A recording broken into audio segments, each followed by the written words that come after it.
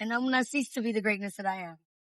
I need an opportunity to have stability, a sanctuary where I can feel safe and not worry about possessions that truly don't mean anything. You don't feel safe out here? Not at all. My name is Miss ADIATION Divination, according to me. I'm 1,009 years old, because I'm an eternal soul, but I'm 34 in the flesh. Okay. And so how long have you been homeless? Hold on. All right, sorry, YouTube. I had to. Okay, I'm sorry. What did you just say? Repeat that. I've been homeless repeatedly, from November to now, because when you are homeless and employed, you have to carry all of your belongings with you to your employer, which makes life that much more difficult. And so I've been able to keep employment. So it's a double-edged sword because I get great jobs, but I can't maintain them. Okay. All right. And so I guess you say that since November. So what was it that happened in November specifically? I was released from Clayton County Jail, and we had the clothes on my back, and God. And so why was you in jail? I was crossing Tower Boulevard after work, smoking a blunt. Less than a gram. And instead of getting a citation or fine, I was thrown in jail for 40 days. And they added 5 more charges that had nothing to do. What were the charges? Simple assault and battery to an officer, which is false. You never fought back. Simple assault. Trespassing, but they were the ones that created the event at the location. Cause I was not trespassing. I bought a cigar and a pack of cigarettes. I was a customer. Yeah, no. Okay. And so okay. Let's just start from the beginning. So where are you from? I was born in the Dominican Republic.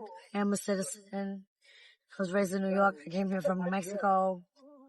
I've been, how long you been in Atlanta? Since January 2nd of last year. What made you come here? I've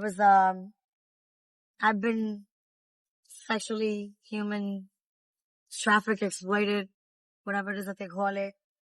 The state of Albuquerque assisted me to relocate by providing me a bus ticket. So what age were you first human trafficked? 33. Okay. Unbelievable, right?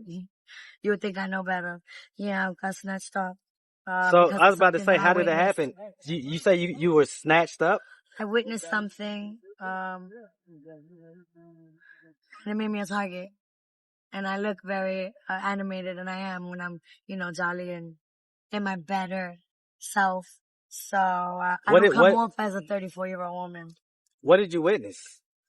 I saw a 15-year-old girl run to me butt naked and tell me that the Albuquerque Police Department had put her in an ambulance with several other girls.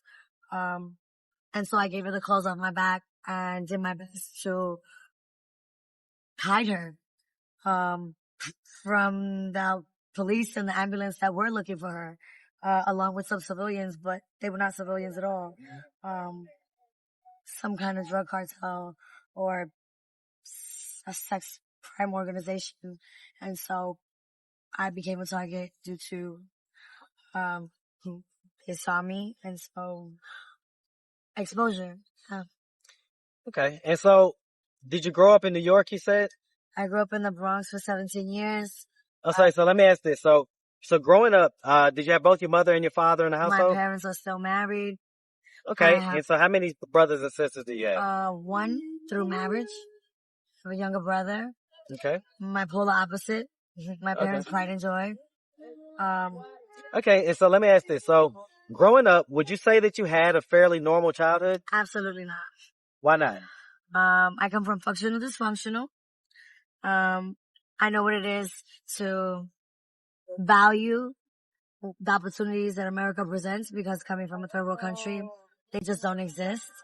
I come from a beautiful island. It's tropical. The geographics is gorgeous, but there's no assistance for the have-not.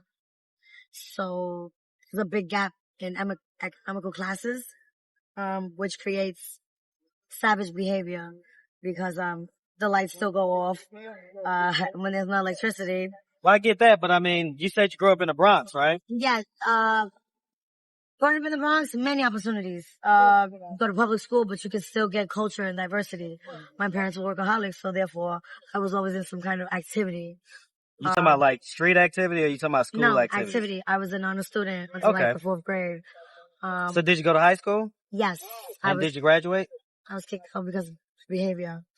What'd you do to get kicked out? I was constantly fighting. Okay. I was angry at the world. Do you have any kids? I have a child. He's 13 years old. My pride and joy. The Okay. reason why I continue to. So you had him at about 21? Yes. How old was the dad? 38. Okay, so he was 21, you was 30. I mean, he was 38, you was 21. And when was the last time you saw your child? 2 years ago. March to be exact. Okay. So March of 2020? Yes. So that was right before the pandemic, or basically right when the pandemic hit. Exactly. So why has it been so long? I moved to Albuquerque in March of 2020, and the plan was to have him move there, but due to the dangers, it never transpired. And then I moved here, and that was the goal. But since moving here, I haven't had stable home life. I was raped in Riverdale in a house where I rented a room that I paid for in my own backyard. I don't know who the fuck raped me. But I woke up with hideous marks, and the police didn't really take it seriously. Which is sad. Were you living at that house by yourself? No, it was a room in Okay, board so you house was renting a room and somebody raped you? in my backyard. Was that your first time ever being raped? No, and that's why I'm disgusted because I When don't was the first understand. time that you experienced that? I was gang raped by the Lion Kings at 15. By the who? Lion Kings The Latin Kings? gang. Okay, so that was up in New York, that was up in the Bronx, and that was at 15? How many guys raped you? I can't exactly say. My mother reported me missing. I was missing for 4 days. That was the first time I got an STD. What STD did you get? Chlamydia and trichomonas. I was in and out of consciousness, so I can't really account for how many people had sex with me, but I know that I was missing for 4 days because it's on record. Did they like kidnap you or something, or I did went to you a party willingly? and I never had Okay, sex. I was drugged and so. I get it. Okay. I'm not a victim. I have been traumatized, but I'm not traumatized. I'm highly intellectual. I published many writings on Amazon. I have an editor's choice award from 2006. I participated in the science district fair for the Bronx. I take pride in my intellect. However, people don't see intellect, see circumstance. I'm fed up with being sick and tired. My family can't imagine when I tell them that I'm homeless, that this is what homeless looks like. I was just about to ask, man, does your family know that you're homeless? Does your mom and dad know? They do. I've been invited to go back home. However, I've been on my own so long that I cannot accept going back home with nothing. My parents are not the type of parents that come home and hug and kiss and all that good shit. It's more like functioning, dysfunctioning. I can't adjust. Well, I mean, is it because they argue a lot or something? No, or? it's just that I don't meet their expectations. Well, I mean, you said that you keep getting good jobs, though. Why can't you go up there, get a good job, and kind of get back on track? It's Commonwealth State. I've been to jail in Pennsylvania. If you don't have a car, public transit sucks, which is like non-existent after 6 p.m. So I was just about to ask, who does your son live with? My mother, my father. Okay, so you say, okay. And so, I mean, I guess, again, I mean, why not just go back home? Why not suck up your pride and... It's not pride. Okay.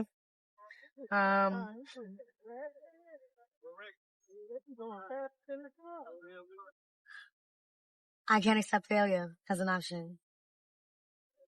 Me going home to my mother and father would put me in a roof. And then what? I'd still be uncomfortable.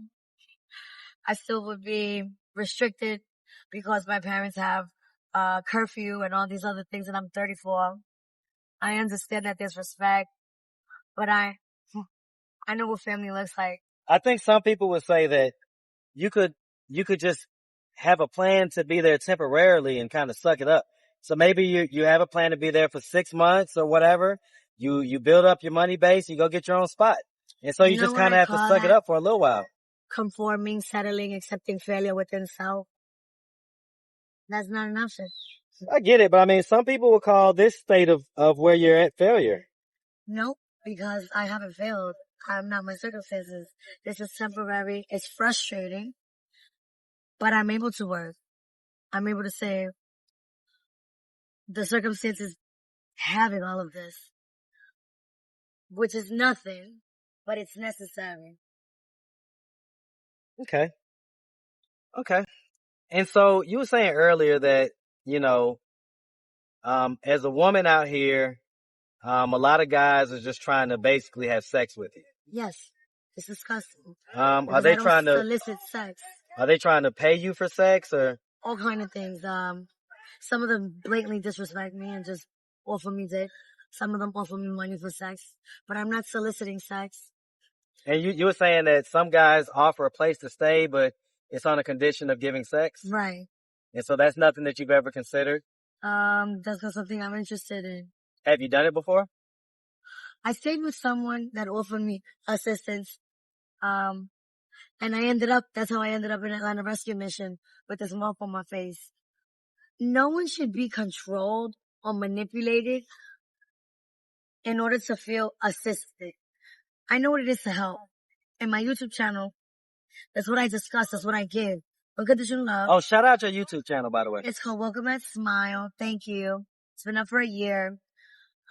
What I write is motivational. I give testimony as to, I know what love is. I know what help is. When you help someone, it's not to, I did this for you, so tomorrow you could do this for me. That's manipulation.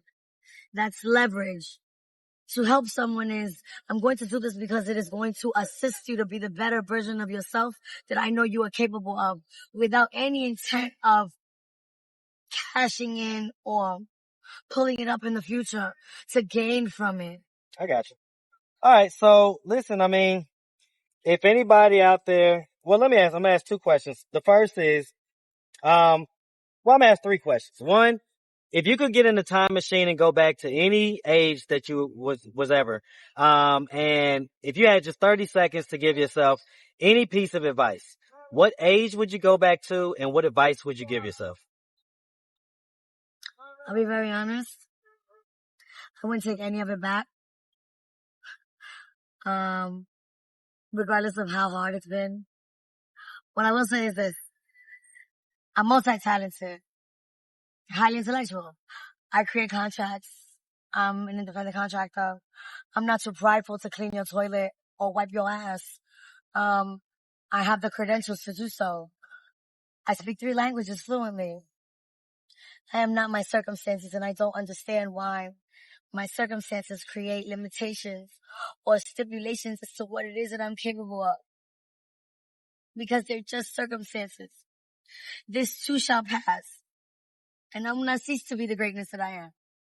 I need an opportunity to have stability, a sanctuary where I can feel safe and not worry about possessions that truly don't mean anything. You don't feel safe out here? Not at all.